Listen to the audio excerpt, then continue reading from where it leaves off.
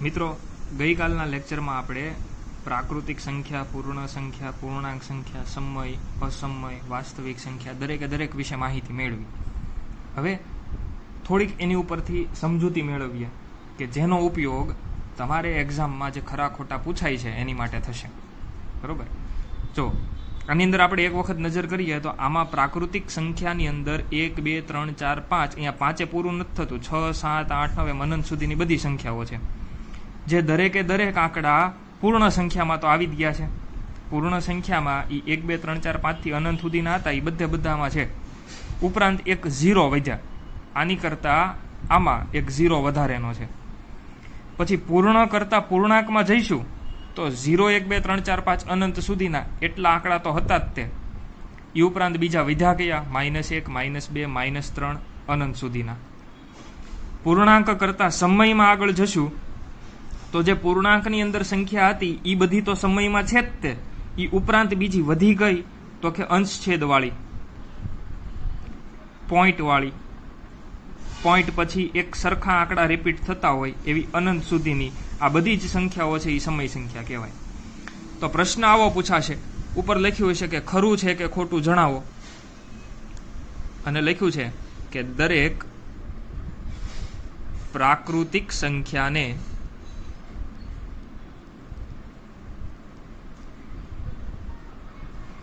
પૂર્ણ સંખ્યા કહી શકાય.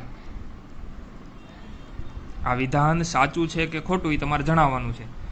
દરેક પ્રાકૃતિક સંખ્યાને પૂર્ણ સંખ્યા કહી શકાય. દરેક પ્રાકૃતિક મતલબ જો પ્રાકૃતિકમાં જે સંખ્યાઓ હોય એ બધી પૂર્ણમાં આવતી હોય તો કહી શકાય. જો આ પ્રાકૃતિક સંખ્યા, એકને પ્રાકૃતિક કહેવાય,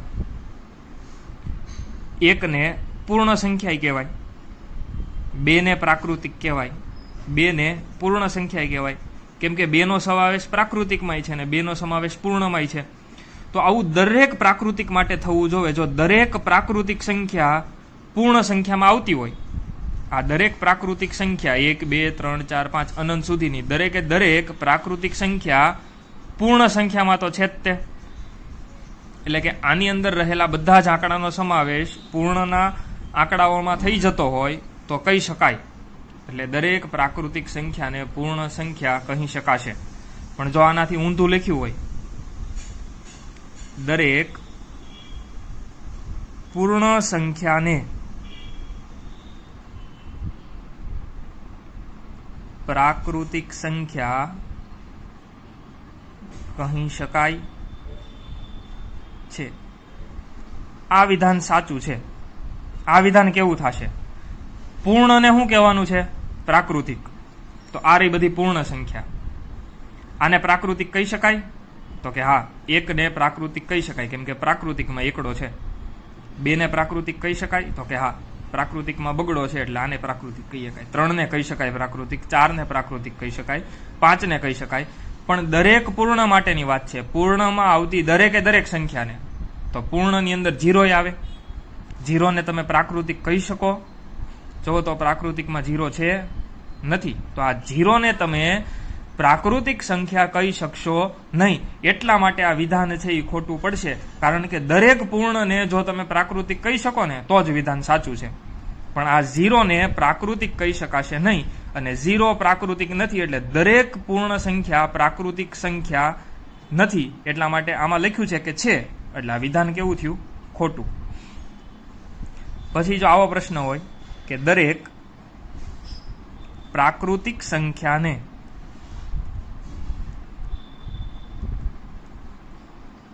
પૂર્ણાંક સંખ્યા કહી શકાય, તો વિદ્યાર્થી મિત્રો તમારે અહીંયા એટલું જ ચેક કરવાનું છે કે શું પ્રાકૃતિકમાં આવતા દરેક આંકડા કે જેને આપણે પ્રાકૃતિક સંખ્યાઓ કહીએ છીએ દરેક સંખ્યાનો સમાવેશ પૂર્ણાંકમાં થયો છે કે નહીં. તો પ્રાકૃતિકમાં આવતા દરેક આંકડાનો સમાવેશ પૂર્ણાંકમાં થયો છે કે કેમ જુઓ તો. 1, 2, 3, 4, 5 થી અનંત સુધી, અહીંયા 1, 2, 3, 4, 5 થી અનંત સુધી. એટલે આના દરેક આંકડા આની અંદર છે. એટલે 1, 2, 3, 4, 5 અનંત સુધીને આપણે પ્રાકૃતિક કહીએ છીએ, અને 1, 2, 3, 4, 5 થી અનંત સુધીને આપણે પૂર્ણાંક કહીએ છીએ. એટલે દરેક પ્રાકૃતિક સંખ્યાને પૂર્ણાંક સંખ્યા કહી શકાય. વિધાન સાચું. પણ જો આવું લખ્યું હોય આનાથી ઊંધું કે દરેક પૂર્ણાંક સંખ્યાને, આ બેના હું સ્થાન બદલી નાખું, દરેક પૂર્ણાંક સંખ્યાને પ્રાકૃતિક સંખ્યા કહી શકાય. તો હવે વિચારો, હવે અહીંયા તમારે પૂર્ણાંકમાં આવતા બધા આંકડા પ્રાકૃતિકમાં આવવા જોઈએ. એટલે સૌથી પહેલા પૂર્ણાંક વાળો ગણ જોવાનો, એમાં જે આંકડા છે એ બધા પ્રાકૃતિકમાં હોવા જોઈએ. પૂર્ણાંકની અંદર આ બધા આંકડા છે. શું આ દરેકે દરેકનો પ્રાકૃતિકમાં સમાવેશ થાય છે? તો કે નહીં, નથી થતો. અહીંયાથી આ પાછળના આંકડા છે આ બધાનો સમાવેશ થયો, પણ આ આગળના આંકડા છે એ પ્રાકૃતિકમાં નથી આવતા, એટલે કહી શકાય નહીં. એટલે આ વિધાન ખોટું થયું. આનું સાચું વિધાન લખવું હોય તો શું લખાય? તો કે દરેક પૂર્ણાંક સંખ્યાને પ્રાકૃતિક સંખ્યા કહી શકાય નહીં. બરોબર. એવી જ રીતના પ્રાકૃતિક સંખ્યા અને સમય સંખ્યા, તો દરેક પ્રાકૃતિક સંખ્યાને સમય સંખ્યા કહી શકાશે, કેમ કે પ્રાકૃતિકના બધા આંકડા સમયમાં છે. જો અહીંયા રહ્યા, પણ સમયના બધા આંકડા પ્રાકૃતિકમાં નથી, એટલે સમય સંખ્યાને પ્રાકૃતિક સંખ્યા નહીં કહી શકાય, પણ પ્રાકૃતિકને તમે સમય કહી શકશો. બરોબર. એવી રીતના આવું સ્ટેટમેન્ટ પણ પૂછી શકાય કે દરેક પૂર્ણ સંખ્યાને પૂર્ણાંક સંખ્યા કહી શકાય. તો અહીંયા તમારે ચેક કરવાનું કે પૂર્ણમાં રહેલા બધા જ આંકડા પૂર્ણાંકમાં હોવા જોઈએ. તો પૂર્ણમાં રહેલા બધા જ આંકડા શું પૂર્ણાંકની અંદર છે? તો કે આ છે, જો 0 પણ છે, 1 પણ છે, 2 પણ છે, એમ અનંત સુધીના બધા આંકડા છે. પૂર્ણના દરેકે દરેકનો સમાવેશ પૂર્ણાંકમાં થઈ ગયો, એટલે દરેક પૂર્ણ સંખ્યાને પૂર્ણાંક સંખ્યા કહેવાય. પણ બધી પૂર્ણાંક સંખ્યાને પૂર્ણ સંખ્યા કહી શકાય નહીં. આની કરતા ઊંધું સ્ટેટમેન્ટ પૂછાણું હોય તો એ ખોટું પડશે. આવું લખ્યું હોય કે દરેક પૂર્ણાંક સંખ્યાને પૂર્ણ સંખ્યા કહી શકાય.